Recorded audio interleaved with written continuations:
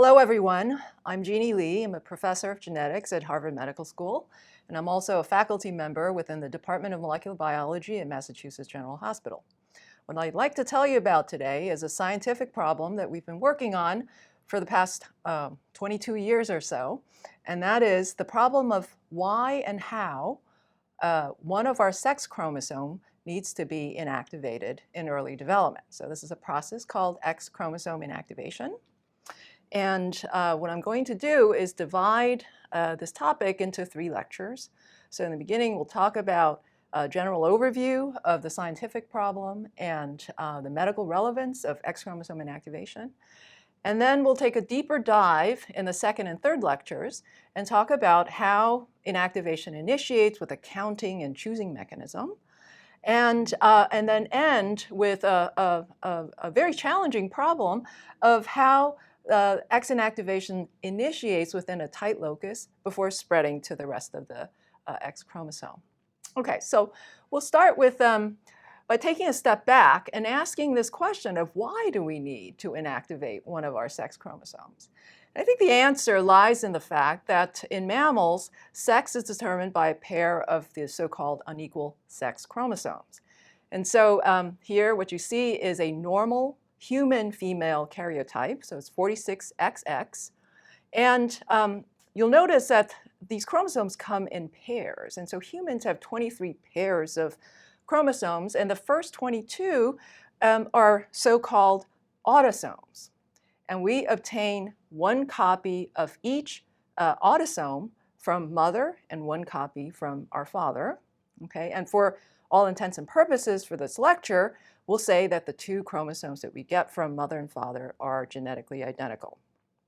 Now, the 23rd pair is very special, and that's because these are our sex chromosomes. So we call them sexually dimorphic because they're different between males and females.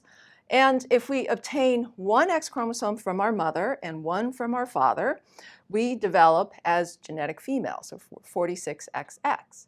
But on the other hand, if we obtain one X chromosome from our mother and one Y chromosome from our father, we develop as genetic males. Okay, so to simplify the scheme, here I've drawn 2 X chromosomes belonging to the female, and to the male, 1 X and 1 Y chromosome.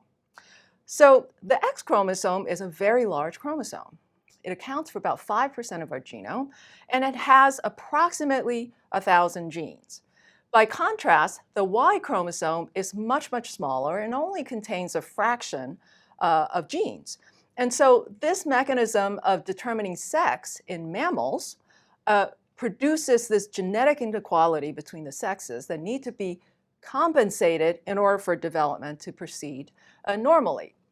And so to compensate, we mammals do something truly unique, and that is a process called X-chromosome inactivation. And what we literally do in early female development is to transcriptionally silence one of the X chromosomes in the female sex. And so what we have then is an epigenetic situation in which males and females express only one functioning copy of the X chromosome. So this is very interesting because the X chromosome is, in fact, the only chromosome in mammals that's capable of undergoing this global inactivation. And so the mechanisms that underlie this process has been intensively investigated for more than half a century, firstly because it is a very nice model by which we can study something called noncoding RNA, and also to study general mechanisms of epigenetic silencing. And the X chromosome, of course, is also very interesting to both basic scientists and to clinicians because of the numerous disease genes that are associated with the chromosome. So I'm going to tell you more about these things in a few minutes. But first, I wanted to just say a few words about the short history of X inactivation. So the inactive X chromosome was actually first visualized by a pair of Canadian scientists, Barr and Bertram. So in 1949, what they published was that they could, in almost all female nuclei, observe this structure, which you might be able to see here as a small dot lying next to the nucleolus, okay? Whereas that structure is not present in these male nuclei. Now, they didn't actually know what they were observing at the time. They didn't know that this was an inactivated X chromosome. But what they did mention was that even without looking at these cats, which is, these were the organisms that they were working with, without laying their eyes on the cats, they could predict the sex of that animal simply by the presence or absence of the so-called bar body, which has been named in honor of the scientist who first visualized the structure. Okay, so fast forward 10 years, an American scientist, Susumu Ono, took this observation one step further. Now, he was looking in rats, but rats are also mammals, and mammals do a similar process of X chromosome inactivation. And what he observed is that the number of bar bodies in the rat very closely parallels the number of X chromosomes in that cell. And he called the bar body an X chromosome and suggested that it was pyknotic, which is a fancy word for condensed, and potentially biochemically distinct and maybe even functionally disabled. Okay, so then the person who really put all of this together was a British scientist, Mary Lyon, in 1961, who published a seminal paper in the field in which she calls the bar body an inactivated X chromosome and suggests that X chromosome inactivation is the mechanism of dosage compensation that allows males and females to equalize their sex chromosome dosage, and that it would lead to a random inactivation of one X chromosome in the female cell. Now, she deduced all of this by working in mice and looking at co-color variegation, but the same phenomenon holds true in these cats. Okay, so in cats and in mice, the co-color gene is carried on the X chromosome. And it comes in two flavors. There's an orange flavor, and then there is a gray flavor, right? So what she noticed in mice, but we're illustrating here with cats, is that while males can adopt either a solid orange color or a solid gray color, depending on whether the male inherited an orange, here's an orange co-color gene or a gray co-color gene, females can not only be solid orange or solid gray, but could have this very interesting pattern of variegation that you can see in this beautiful calico cat, okay, if she inherited one copy of the gray and one copy of the orange gene on the X chromosome.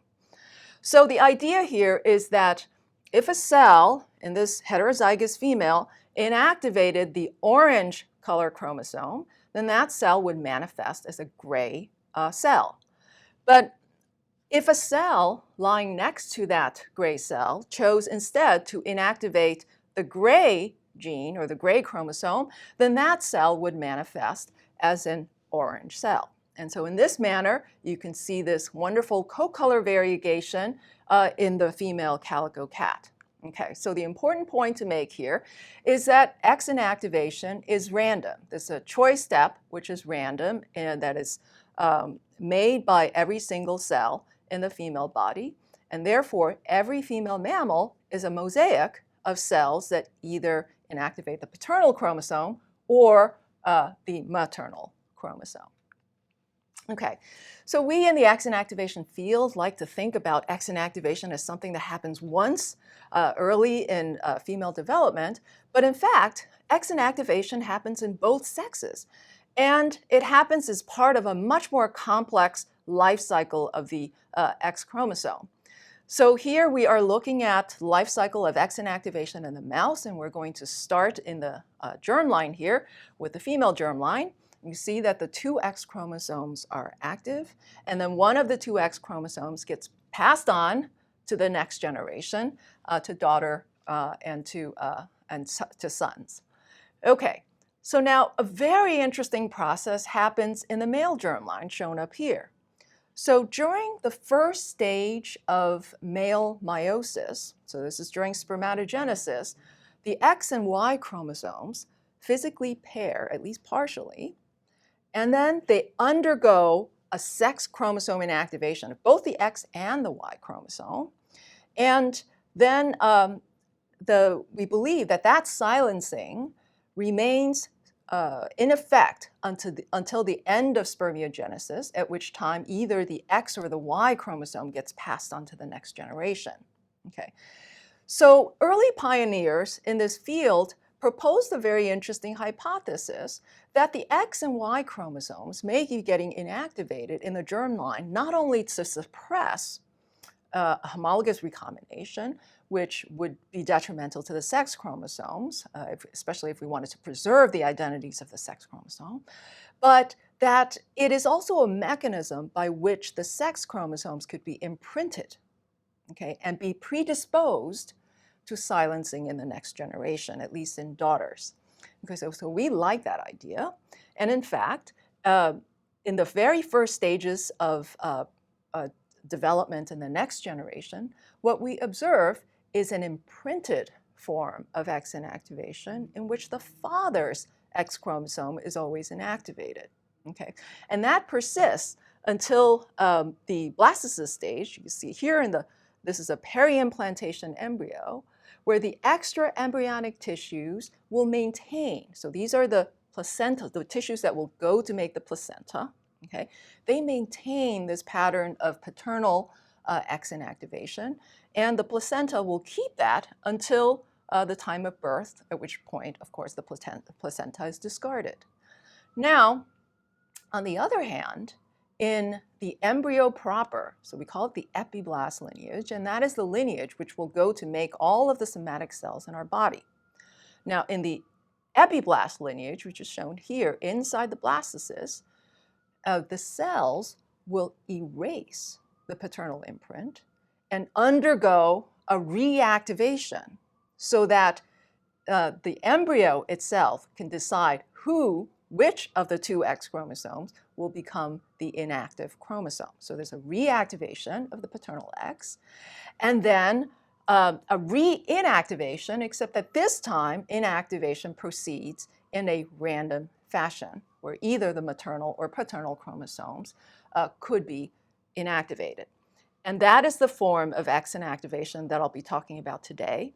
And it is the form which persists throughout the rest of development and throughout the rest of adult female life. Okay, so I'll briefly mention that in the germline of the female embryo, the two X chromosomes, well, of course, one is active, the other one's inactive. The inactive one will also undergo a reactivation event so that in female meiosis, the two X chromosomes would have an equal chance of being passed on to the next generation. And then, of course, the whole cycle reinitiates again.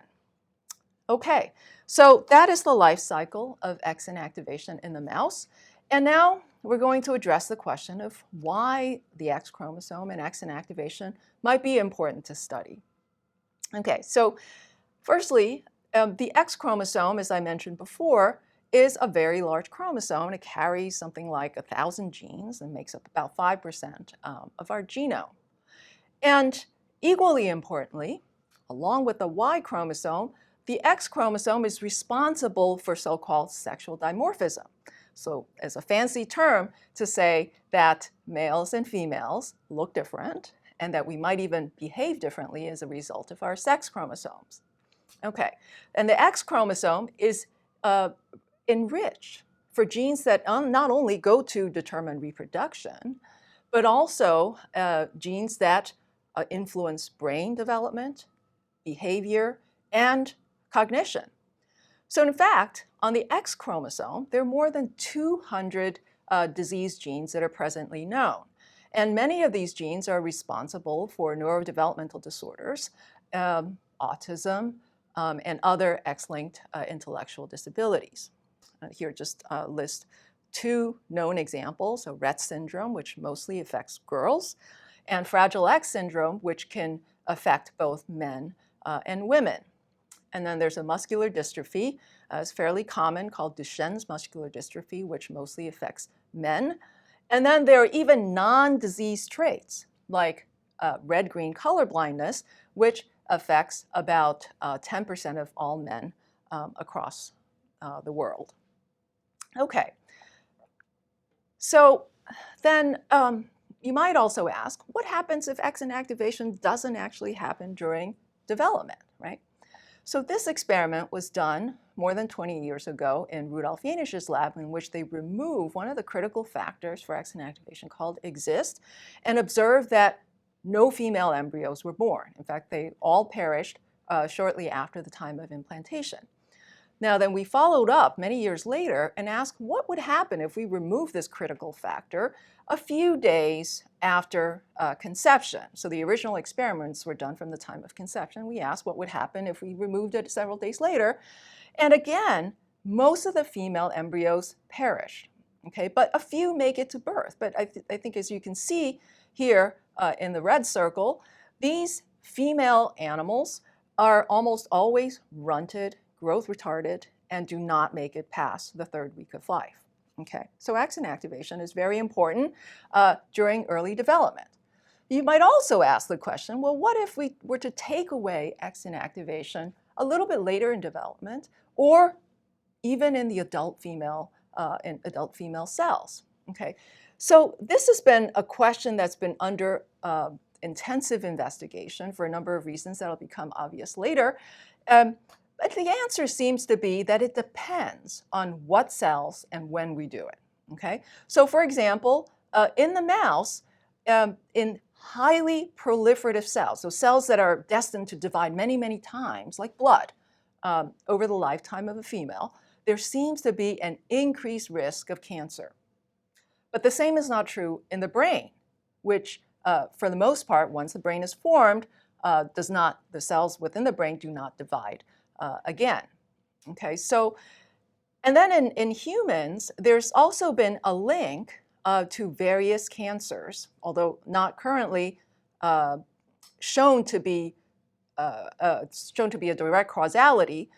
But what has been observed is that there is an increased risk of certain conditions like blood cancer, breast cancer, ovarian cancer, and even in men, testicular germ cell tumors. Okay, so this increased risk is associated with both men and women, and they seem to be associated with the loss of the Barr body and or the gain of additional active X chromosomes, suggesting that there's an increased risk of cancer when the X chromosome dosage exceeds physiological levels in both men and women. All right, so here's an experiment that we performed not so long ago in which we removed this critical factor, exist, and demonstrated that these female animals, and this was specific to the female animals, developed a fulminant blood cancer with essentially 100% penetrance, meaning that nearly all females succumb to this disorder, and their blood stem cells become, quote, cancerous. Okay, so here's an example of one female that succumbed to the disease, and you can see that her spleen has become extremely large and filled with tumorous cells. And just looking at the animal grossly, you can see that there are a number of abdominal masses or masses that are present elsewhere in the body, indicative of a solid hematopoietic tumor. And if we follow these animals over their lifespan, here I'm showing you a survival curve, you can see that most of the females perish in early to mid adulthood. Okay. All right, so I think I've shown you that the X chromosome and its dosage compensation are very important, not only during embryogenesis, but also throughout female life. And what I'd now like to turn your attention to is how we think the mechanism of X chromosome inactivation might be working. Okay, so now early pioneers in this field knew that there had to be a control center, and that control center is most likely on the X chromosome based on a number of genetic studies that we don't have time to get into right now.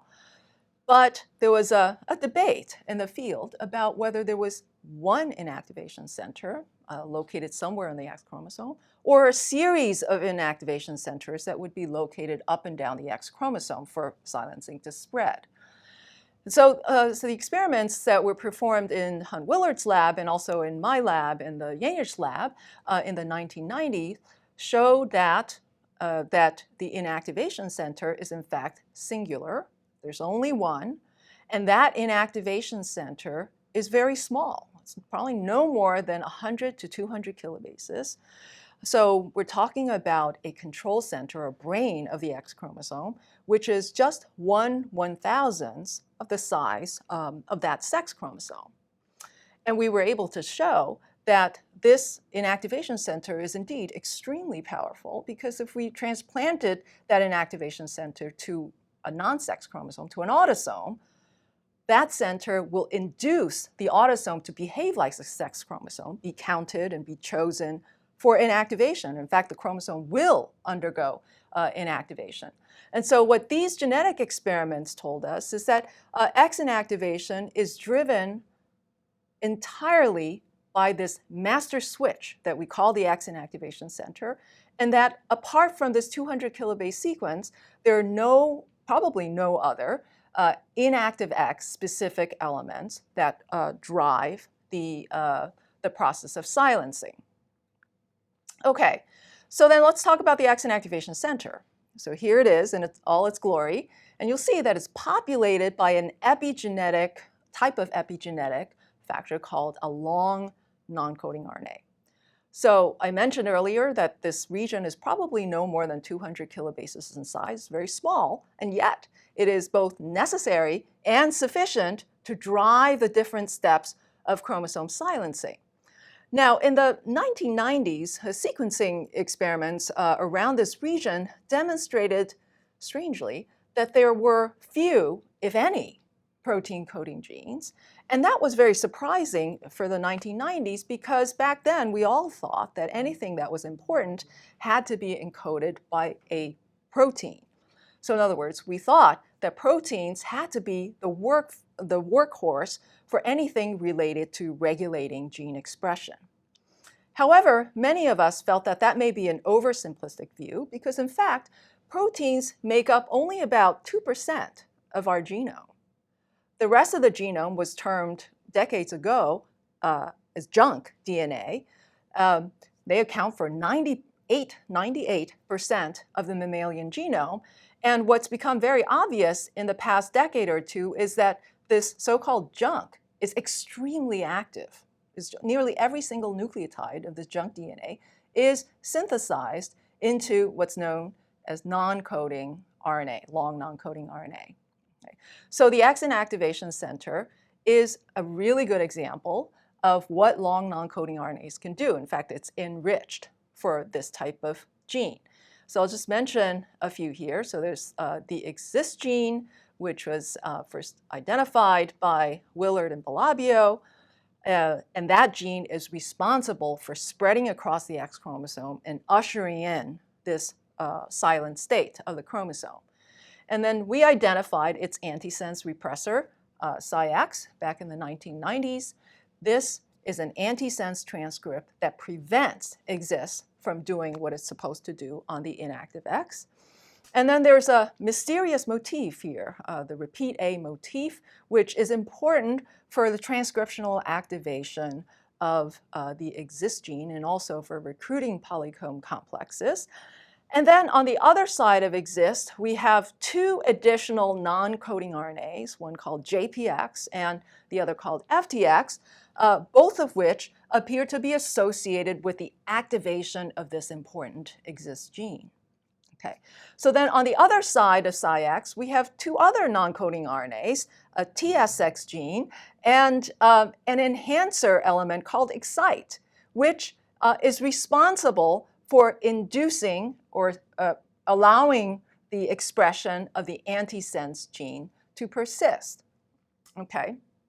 So what we have here is a bipartite structure of the X-Inactivation Center, in which on the left side, we have all the pro-inactivation genes. These are genes that are necessary to induce the silent state of the X chromosome.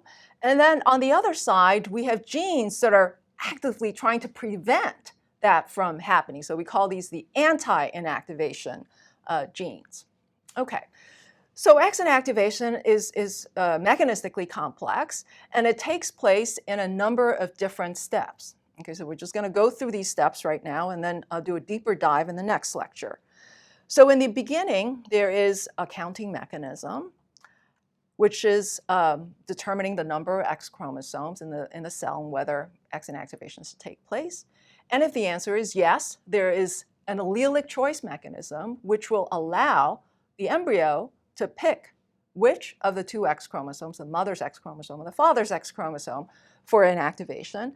And then once the chromosome is chosen, there's a very intriguing event in which silencing nucleates onto the X-Inactivation Center and then spreads outwardly from that chromosome to cover the entire 160 megabase or so chromosome.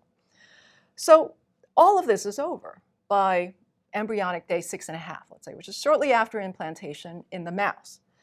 Now, thereafter, the chromosome goes into a maintenance phase, a very important maintenance phase, in which the same X chromosome remains the inactive one for the lifetime of that female. So once it's chosen, forevermore, that chromosome will be inactive. All right, so many of us in the field have been trying to understand the mechanisms by which these steps take place. So I'm going to just outline some of the conceptual challenges associated with studying these problems. We'll begin with a counting problem. So X chromosome counting takes place in the blastocyst shortly after the paternal X chromosome reactivates. Okay, so remembering back to the life cycle of the X chromosomes, the paternal X chromosome reactivates, and then a counting mechanism comes into play in which every cell in the epiblast makes a determination of the sex chromosome number. So this takes place around the time that there are about 20 cells in the epiblast. So we say it's a cell autonomous decision. So how does this all work? Now, it turns out that cells aren't actually counting the absolute number of X chromosomes, because that wouldn't make any sense. Cells are actually measuring the number of X chromosomes relative to the total genome content, so number of autosomes. So we call that the X to autosome ratio. And it's been empirically observed by pioneers in the field that every cell, if it's diploid, okay, is allowed to keep one X chromosome active. So cells follow the so-called N-1 rule, in which all X chromosomes are inactivated except for that one privileged active X. All right, so then let's see what happens in males. So males have an X to autosome ratio of 1/2. So if the male cell is diploid, it keeps its one active X chromosome. If the male is tetraploid, so it has twice the genome content, so we call it 4N here, then it's allowed to keep 2 active X's. There are no supernumerary X chromosomes, so males, whether it's diploid or tetraploid, will not undergo X-inactivation. So then contrast that with what happens in females, where the X to autosome ratio is 1. So the female is diploid, and following the N-1 rule, it will inactivate 1 of its 2 X chromosomes. Now, if she has twice the genomic content, then she will keep 2 X chromosomes active and silence the 2 additional X chromosomes in her cells. All right, so now let's go back to the diploid and assume for a moment that this female is a mosaic, and she has a mixture of cells that have 2 X chromosomes and some that have 3 X chromosomes. Then by the N-1 rule, she would inactivate the 2 blue chromosomes out of her 3. And suppose, again, that she actually had a mixture of cells that had 4 X chromosomes. And in this situation, by the N-1 rule, she would inactivate 3 of her 4 X chromosomes. So very complicated. All right. Now, how do we envision all of this happening at the molecular level? That's the big question. So we believe that counting is really a titration of X-linked and autosomal factors. Okay, so those go to make up the X to autosome ratio. And so the question is, what are these numerators? What are these X-linked factors? And what are the denominators, the autosomal factors? So here's a model that's very popular in the field. And the idea is as follows, where in male cells, the X chromosome will make a limited set, or will make a set of these so-called numerators, which are in green, in limited quantities. Okay? And likewise, the autosomes, shown in pink here, will make these denominators that are also produced in limited quantities. And so the numerators and the denominators, so the green and red factors, will titrate each other out to form what the field calls a blocking factor, which will then go and bind to the one and only inactivation center in the cell and prevent that inactivation center from firing to induce X chromosome inactivation. So then the male is spared of X chromosome silencing. So then a similar thing would happen in the female. So she also makes red and green factors, and the red and green factors titrate each other to form this blocking factor. And then the blocking factor goes and sits on one inactivation center, prevents the firing in that center, and that chromosome remains active. Now, again, the early pioneers in the field felt that the blocking factor was sufficient to explain X chromosome counting, because then all of the remaining X chromosomes that weren't lucky enough to get the blocking factor would undergo silencing by default. Okay, so now that model certainly works very well, and it could in fact be what's happening in cells. But we like to think that biology is purposeful, right? So that nothing happens in life sort of randomly or by default, and that there should be a purposeful inactivation of the remaining X chromosomes. And so, in fact, there is something different here about the female. She has one extra X chromosome, which means that she's producing extra green factors. Now, these green factors go untitrated by the blocking factor, and so we suggest that these additional green factors would go and make their own complex, a complex that we call the competence factor. And that factor would then go and bind to the remaining X chromosome and purposefully induce that inactivation center to fire and initiate the cascade of silencing. Okay, so we call that the two factors hypothesis, and I'm going to have a lot more to say about that in the second lecture. But for now, I'd like to move on to the next conceptual challenge, which is allelic choice. And this is one of my favorite problems, because what this allelic choice really means is that that decision has to take place instantaneously. In order for it to be a robust mechanism, it has to be mutually exclusive and irreversible. Right? Because we know that once a decision is made, well, you don't go back on that decision, and the same X chromosome remains inactive for the lifetime of that female. Okay, so here's the big problem. How do we make the right choice? And how do we make that choice in a mutually exclusive fashion? So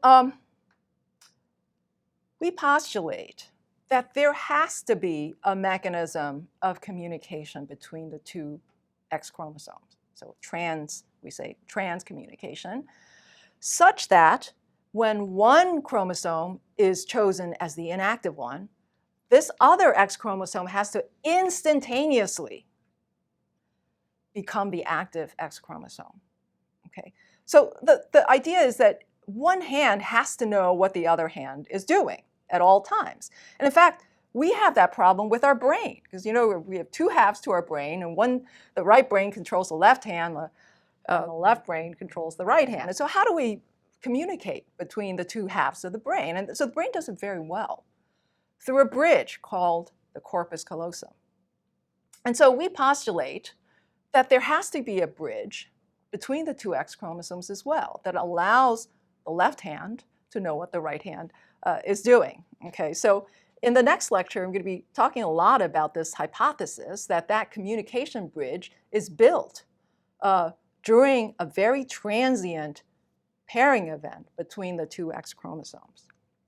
And so briefly, the idea here is that prior to X inactivation, we observe empirically that the two X chromosomes sort of do their own dance.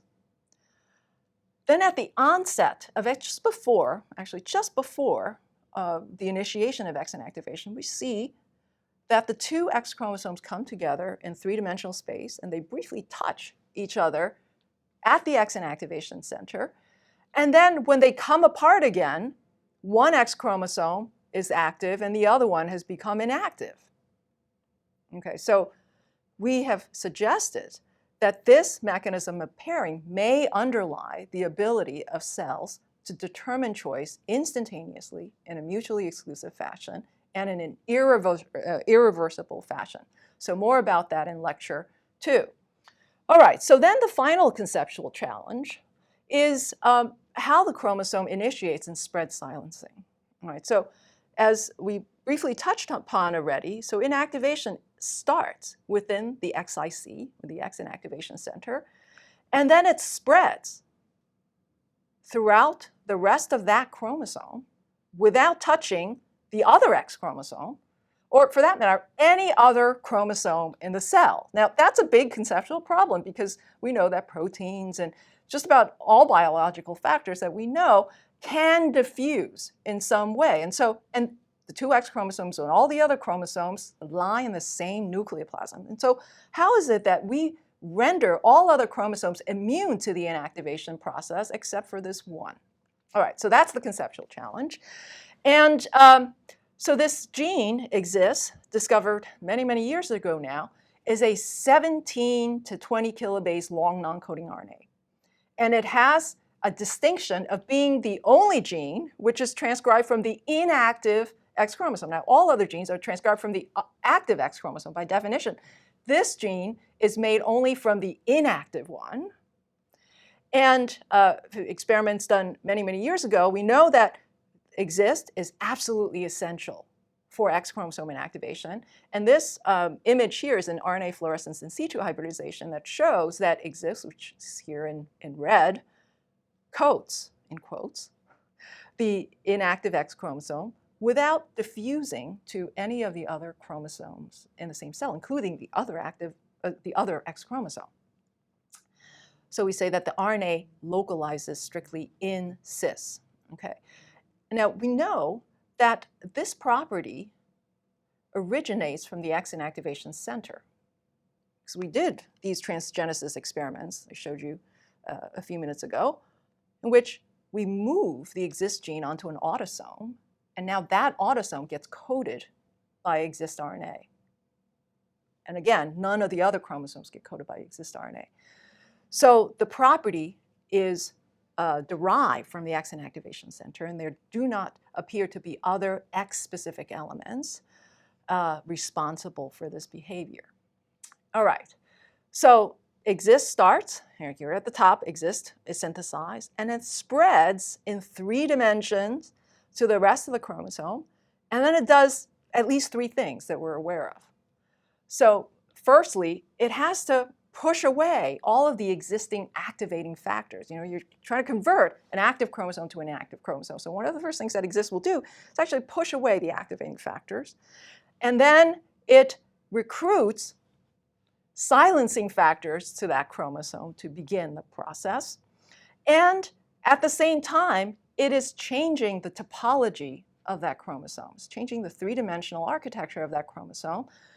And the net result of all of this is a highly stable, a very robust gene silencing mechanism.